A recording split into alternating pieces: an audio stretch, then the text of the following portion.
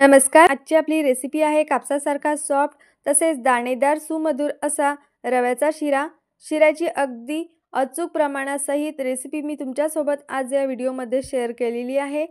तरी व्हिडिओ अजिबात स्किप न करता शेवटपर्यंत नक्की बघा। तर मग जास्त वेळ न घालवता रेसिपीला सुरुवात करूया।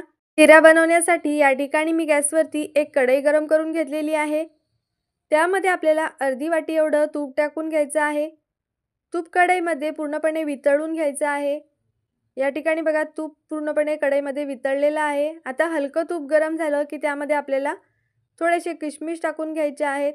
सुरुवातीला आपण हे किशमिश छान तुपामध्ये तळून घेणार आहे।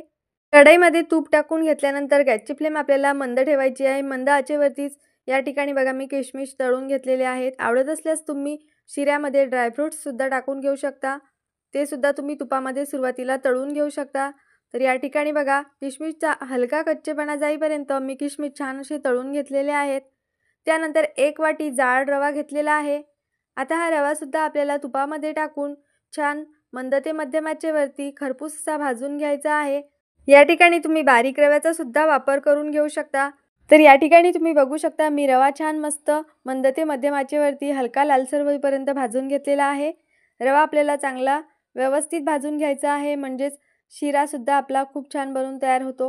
रवा जर कच्चा राहिला तर शिरा पाहिजे तसा व्यवस्थित आपला बनून तयार होणार नाही। तर तुम्ही बघू शकता रव्याचा रंग बदललेला आहे, हलका लालसर असा रंग रव्याला आलेला आहे।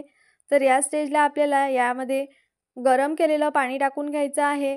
तर बघा या ठिकाणी मी जाड रव्याचा वापर केलेला आहे, त्यामुळे मी 1 वाटी रव्यासाठी 2.5 वाटी एवढं पाणी घेतलेलं आहे। पाणी मात्र आपल्याला गरम करूनच यामध्ये टाकायचं आहे, थंड पाणी अजिबात रव्यामध्ये घालायचं नाही आहे। आणि पाणी टाकल्यानंतर आपल्याला व्यवस्थित हे पाणी छान रव्यामध्ये मिक्स करून घ्यायचं आहे। रव्याने पूर्णपणे पाणी सोक करून घेतल्यानंतरच आपल्याला यामध्ये साखर टाकून घ्यायची आहे। आता यामध्ये मी 1 वाटी साखर टाकून घेणार आहे। जेवढा रवा आपण घेतला होता तेवढीच आपल्याला साखर सुद्धा घ्यायची आहे। अगदी परफेक्ट असं प्रमाण आहे साखरेचं, पण तुम्ही तुमच्या आवडीनुसार या ठिकाणी साखरेचं प्रमाण कमी जास्त करून घेऊ शकता। आता ही साखर शिऱ्यामध्ये छान अशी मिक्स करून घ्यायची आहे। तर तुम्ही या ठिकाणी बघू शकता साखर टाकून घेतल्यानंतर शिऱ्याला थोडंसं पाणी सुटलेलं आहे। त्यानंतर 1 चमचा एवढी जायफळ आणि इलायचीची पावडर मी शिऱ्यामध्ये टाकून घेतलेली आहे। तळून घेतलेले किशमिश सुद्धा आपल्याला यामध्ये टाकून घ्यायचे आहे आणि छान असं शिऱ्यामध्ये मिक्स करून घ्यायचे आहेत। तर तुम्ही या ठिकाणी बघू शकता अगदी छान सॉफ्ट असा आपला शिरा बनून तयार झालेला आहे। आता कढईवरती झाकण ठेवून 1 ते 1.5 मिनिट मंद आचेवरती या शिऱ्याची छान अशी वाफ काढून घ्यायची आहे।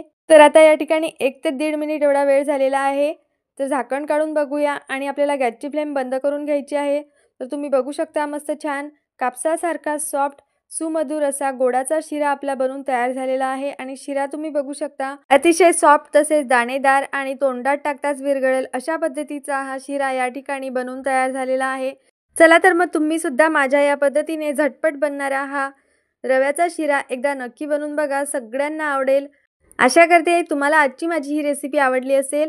रेसिपी आवडली असेल तर व्हिडिओला लाईक करा, शेअर करा आणि अशा छान छान रेसिपीज पाहण्यासाठी आपल्या यूट्यूब चॅनलला सबस्क्राईब करा। चला तर मग पुन्हा भेटूया आणखीन अशाच नवनवीन तसेच पारंपरिक रेसिपींसोबत।